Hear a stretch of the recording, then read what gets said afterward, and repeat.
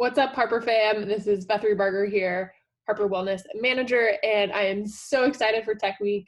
Today, I am going to talk a little bit about a couple of wellness apps, Strava and Zwift. And I know that there are quite a few wellness apps that are out there, which can become overwhelming. So we're just talking about two today, and I'm so excited what's in store for you. So let's get going. So for me, I primarily use Strava for running, and you'll hear from Chelsea here in a moment. She uses Strava primarily for biking, but for me, I do a lot of half marathons, and so it's really nice because I can store all of my runs in one location, but also if I do a similar run, I can track my progress a little bit better. Hopefully I get faster, or perhaps maybe I went a little bit slower that day, and it kind of helps analyze and break down a couple of things for me. But also another nice thing is that I'm kind of competitive with myself, but also other people. And so it allows me to stay motivated because it tracks achievements. And so here you can see that I gained 3 achievements on this lunch run. And in reality, for me, I had the 3rd fastest time for my half mile, but also Illinois 3rd mile for this segment. And so I can compete against myself, but also if I want to compete against other folks who have ran similar routes, you can see that the crown is mine for that particular segment.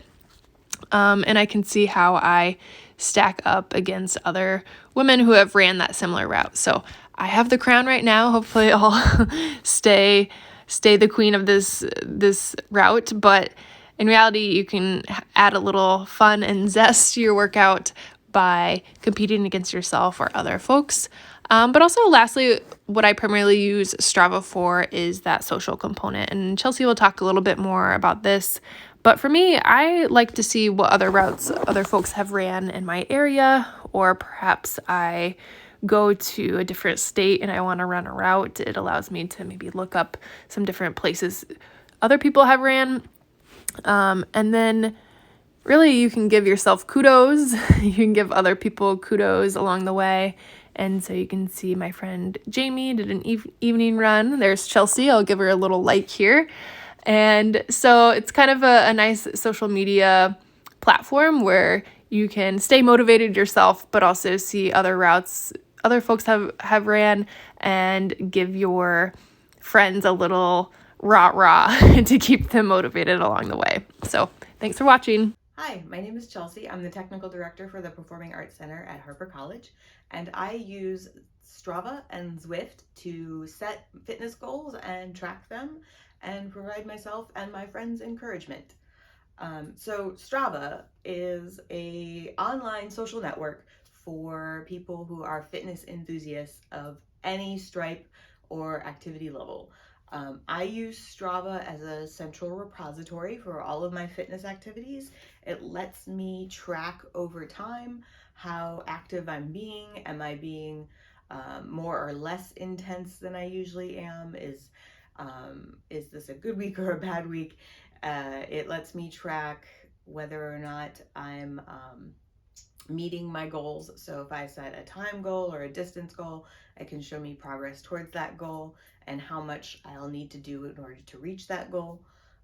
It lets me track using my gear, so I can put my bike in there with the different sets of tires and things like that, and I can see how many miles I have on the tires, so I have an idea of when I might need to look at purchasing new ones.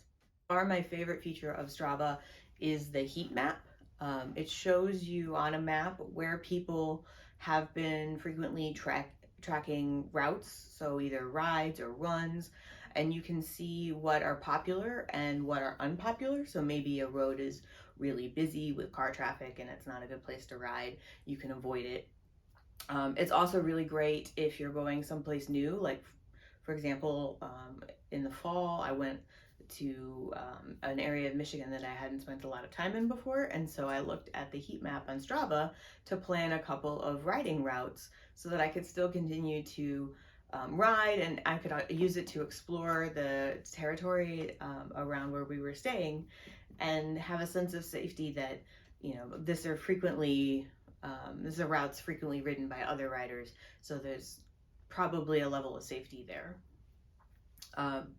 But like I said, Strava is a social network, so you can use Strava to stay in touch with friends and family as well. Over the summer, I ride with a group of people around here, but now that it's the off season and there's 8 inches of snow on the ground, we're not riding together very much. But I'm connected with them in Strava, so I can still offer them encouragement on their indoor rides. We can cheer each other on, and Zwift is an online platform for virtual cycling with a bit of a competitive, friendly competition gaming element built in. So Zwift has virtual worlds. There's several based on real life places: London, New York, Paris, and then there's a couple of imaginary places that you can ride around in and explore the scenery. Built into Zwift are training plans, which is the number one thing that I like about it. There are structured training plans that will guide you through workouts. So you can say, work at this intensity for this many minutes, and then take a break for this many minutes, and then cycle through a whole structured plan. Zwift has a game element to it, so the more you ride, the more XP you earn, the more drops you collect, and you can use those drops to trade in for better virtual equipment or gear. As you ride more and you explore different routes and you complete different challenges, you can collect different kits, different accessories for your rider. Just kind of keeps things interesting, lets you change it up, gives you something to work for. Thank you for tuning in. I hope you enjoyed hearing from myself along with Chelsea, and hopefully it's inspired you to maybe consider downloading the app Strava or seeing if Zwift is right for you. Be well.